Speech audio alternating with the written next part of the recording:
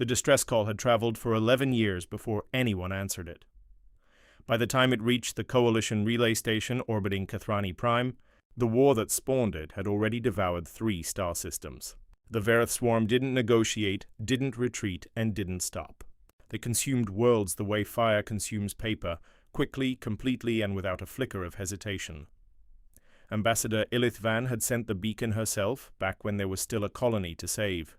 Now, watching the swarm's leading edge darken the sky over what remained of her people's last stronghold, she didn't expect an answer at all. Then the relay chimed. "Signal inbound," said her aide, voice cracking. "Single vessel. Point of origin, Sol." Ilyth's 4 eyes narrowed. Humans, the Deathworlders. She'd read the files, a species that clawed its way up a gravity well thick with predators, radiation, and endless war among themselves, and somehow kept climbing anyway. Every species in the Coalition had a human file. Most of those files ended with the same recommendation. Do not provoke. 1 ship, she said. They sent 1 ship. Ma'am, its transponder. It's not a Coalition-registered vessel. It's not registered anywhere. The ship dropped out of transit 200,000 kilometers off Kathrani Prime's ashen moon, and every sensor operator in the system's remaining fleet went silent at once. It was ugly. That was the first thing anyone noticed. Long, asymmetric, plated in scarred black hull metal that had clearly been patched more times than built. No elegant curves, no Coalition-standard shielding lattice. It looked less like a warship and more like something assembled by people who'd stopped caring what a warship was supposed to look like and started caring only about what one needed to do. Its name, painted in stark white letters along the flank, was Devil's Ledger. "This is Captain Marcus Cole. Solar Expeditionary Vessel Devil's Ledger," came the transmission, calm as a man ordering coffee. "We got your call 11 years later." "Sorry about that. Traffic?" Ilyth stared at the screen. "Captain, I do not think you understand the scale of what is bearing down on this system. The Verath Swarm numbers in the tens of thousands. We have 4 cruisers left. You have brought 1 ship." "Yeah," Cole said. "We know."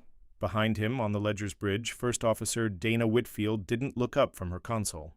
She'd flown with Cole through the Belt Insurrection, through the Ganymede blockade, through the 6-month nightmare they never talked about near Europa. She'd learned that when Marcus Cole sounded that relaxed, it meant he'd already run the numbers 11 different ways and found the one that worked. "Ma'am," Whitfield said without looking up. "Swarm Vanguard is entering weapons range in 4 minutes." "Copy that." Cole leaned back. "Ambassador, pull your cruisers back to the moon's shadow. Don't engage. Just watch." "Watch what?" Ilyth demanded. "1 ship cannot—" The transmission cut as the swarm arrived. They came the way they always came, a wall of biomechanical hunter ships, thousands strong, moving as a single organism with a single hunger. Kathrani Prime's 4 remaining cruisers braced for annihilation. The Devil's Ledger moved first. It didn't charge the wall. It didn't retreat. It slid sideways through the void with a precision that looked less like piloting and more like math made physical. And Whitfield's hands flew across the weapons console as if she'd rehearsed this exact fight 1,000 times, because she had, in a simulator, for 6 straight months, ever since Cole had told her the beacon's coordinates and said 4 words, "We're not ready, yet." The Ledger opened fire, not with the wide, wasteful barrages Coalition doctrine favored.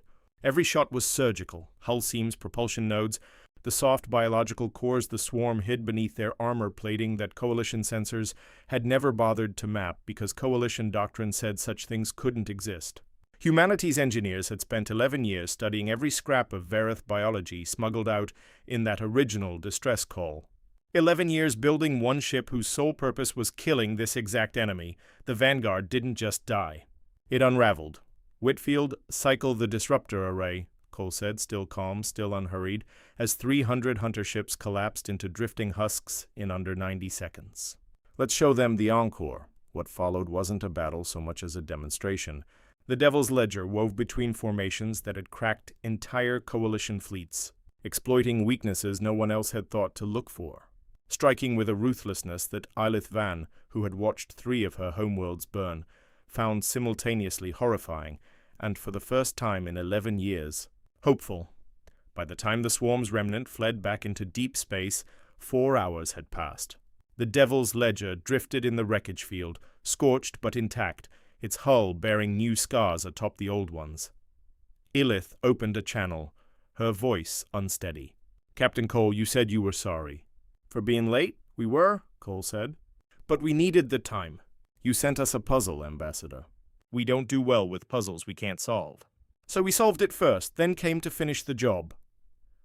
"Your coalition file," Ilyth said slowly, "describes humanity as unpredictable, reckless, dangerous." "Yeah, that tracks," Cole allowed himself the smallest smile. "Difference is, ma'am, we're dangerous on purpose, and we're dangerous for you now. Figured that was worth the wait."